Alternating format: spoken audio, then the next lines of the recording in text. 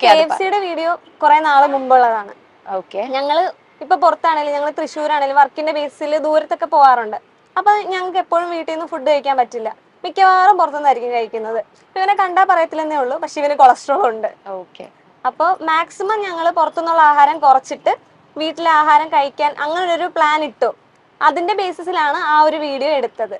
അപ്പോൾ ഞങ്ങൾ പുറത്തു പോയപ്പോഴത്തേക്കും ഒരു നേരത്തേക്കുള്ള ആഹാരം ഞങ്ങൾ വീട്ടിൽ നിന്ന് കൊണ്ടുവന്നു. അത് ഞങ്ങൾ കാറിൽ ഇരുന്ന് കഴിച്ചു. ഞങ്ങൾ പുറത്തുനിന്ന് കഴിക്കത്തില്ലെന്നും പറഞ്ഞിട്ടില്ല, പുറത്തുനിന്ന് കഴിക്കുന്നത് ദോഷമാണെന്നും പറഞ്ഞിട്ടില്ല. ഞങ്ങൾ മാക്സിമം കുറച്ച് ഇതേപോലെ വീട്ടിലുള്ള ആഹാരങ്ങൾ കൂടുതൽ കഴിക്കാൻ ശ്രമിക്കുന്നു എന്ന രീതിയിലാണ് ഞങ്ങളത് പുറത്തോട്ട് പറയാൻ ശ്രമിച്ചത്. പക്ഷെ അത് പുറത്തോട്ട് വന്നപ്പോ അത് വേറെ രീതിയിലായി പോയി. കറക്റ്റായിട്ട് പറയുന്ന കാര്യം എന്ന് വെച്ച് കഴിഞ്ഞാല്, ഓയിൽസ് ഇപ്പം ചക്കിലാട്ടിയ വെളിച്ചെണ്ണ അല്ലെങ്കിൽ അതുപോലെ നമുക്ക് 100% പ്യൂർ ആയിട്ടുള്ള കോക്കനട്ട് ഓയിൽ ആണെന്ന് ഉറപ്പുള്ള അല്ലാത്ത ബാക്കി എല്ലാ സാധനങ്ങളിലും പെട്രോളിയം ബൈ പ്രൊഡക്റ്റുകൾ ഉണ്ട് എന്നതാണ് ഞാൻ പറഞ്ഞിട്ടുള്ളത്. ഇതിനാണ് സോഷ്യൽ മീഡിയ ഇൻഫ്ലുവൻസേഴ്സിനെ സോഷ്യൽ മീഡിയ ആരാധകർ ഏറ്റെടുക്കുന്നത്. ഒന്നെങ്കിൽ ഇവരെ ട്രോളാനും കളിയാക്കാനും പരിഹസിക്കാനും ഒക്കെ വേണ്ടി, അല്ലെങ്കിൽ ഇവരോടുള്ള ആരാധന കാരണം ഇവർ ചെയ്യുന്ന ഡാൻസോ റീൽസോ അല്ലെങ്കിൽ ഇവർ ചെയ്യുന്ന വീഡിയോസ് കോണ്ടന്റ്സിനോടുള്ള ഒരു ആരാധന കാരണം. ഇതിൽ ഇപ്പോൾ ഏറ്റവും ട്രെൻഡിംഗ് ആയി നിൽക്കുന്ന ഒരു പേരാണ് പ്രശ്നേഷ്. ഗ്രീൻ ഹൗസ് എന്ന് കേൾക്കുമ്പോൾ തന്നെ എല്ലാവർക്കും പ്രശ്നേഷിനെ ഓർമ്മ വരും.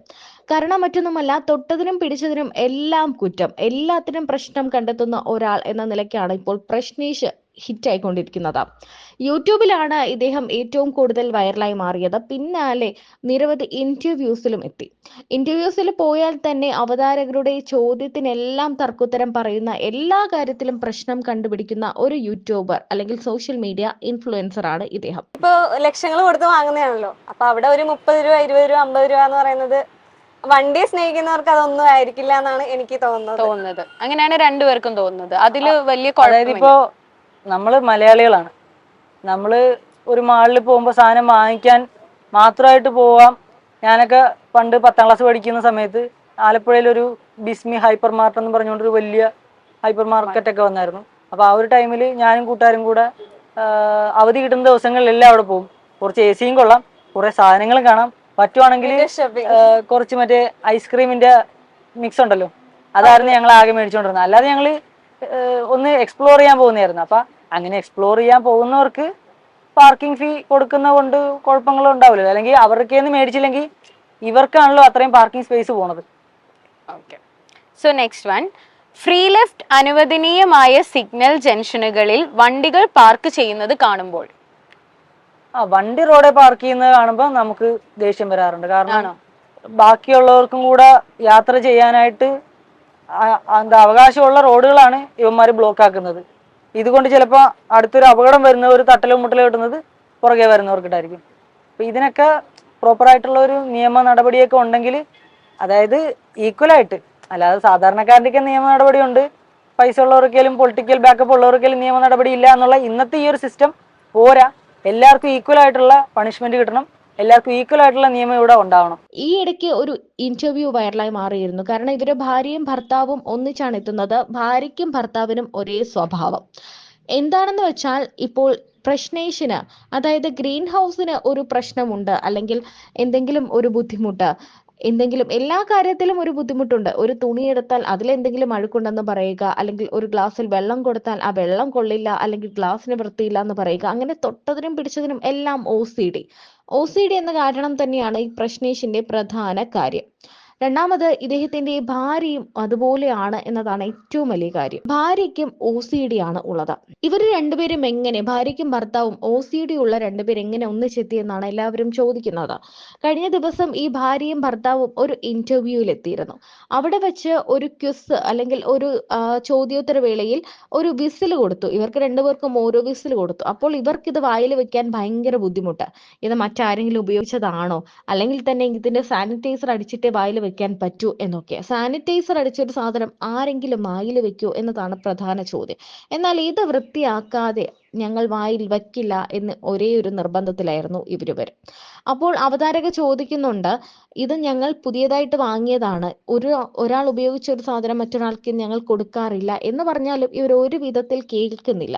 അങ്ങനെയാണ് ഈ സംഭവം മുന്നോട്ട് പോകുന്നത്. ഈ ഇന്റർവ്യൂ വൈറലായതോടെ ഇവർക്ക് ഇത്രയും വലിയ OCD ഉണ്ടോ, അങ്ങനെ ഈ OCD ഉള്ള രണ്ടുപേർ എങ്ങനെയാണ് പരിചയപ്പെട്ടത് തുടങ്ങിയ കാര്യങ്ങളൊക്കെ ചോദിച്ചുകൊണ്ട് ആരാധകർ രംഗത്തെത്തുന്നുണ്ട്. ഫുൾ ഫണ്ണാണ്, അപ്പൊ ഒന്നും വിചാരിക്കണ്ട. ഒരു minute. റെഡി അല്ലേ? വിസിലടിക്കുന്നതിന് മുമ്പ് ഞങ്ങളതൊന്ന് എന്ത്? തുടച്ചോട്ടെ. ടിഷ്യൂ തരാവോ? അതെന്തിനാ? ഞങ്ങൾക്ക് കുറച്ച് OCD പ്രശ്നമുണ്ട്. Okay,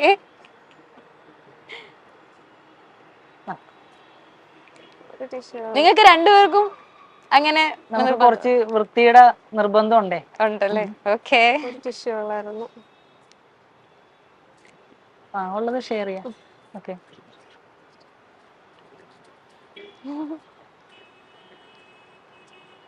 okay. സോ ഈ സെഗ്മെന്റ് എങ്ങനെയാന്ന് വെച്ചാൽ നിങ്ങൾ അങ്ങോട്ട് ഇങ്ങനെ തിരിഞ്ഞു നിൽക്കണം. ഓക്കെ, തിരിഞ്ഞു നിന്നിട്ട് ഞാനൊരു ക്വസ്റ്റ്യനോ സ്റ്റേറ്റ്മെന്റ് ചോദിക്കും. അപ്പൊ യെസ് ആണെങ്കിൽ നിങ്ങൾ വിസിൽ അടിക്കണം, നോ ആണെങ്കിൽ ചെയ്യണ്ട. ഇത് രണ്ടും ഒരുമിച്ച് ചെയ്താലാണ് നിങ്ങൾ ഇതിൽ വിജയിക്കുക. നിങ്ങൾ ഒരാൾ വിസിലടിച്ചിട്ട് ഒരാൾ തെറ്റിപ്പോയ പനിഷ്മെന്റ് ഉണ്ട്. ഓക്കെ ഓക്കെ, അപ്പൊ റെഡി അല്ലേ? സോ ഫസ്റ്റ് അങ്ങോട്ട് ഇങ്ങോട്ട് നോക്കരുത്, അങ്ങനെ തിരിഞ്ഞു നിന്നോ.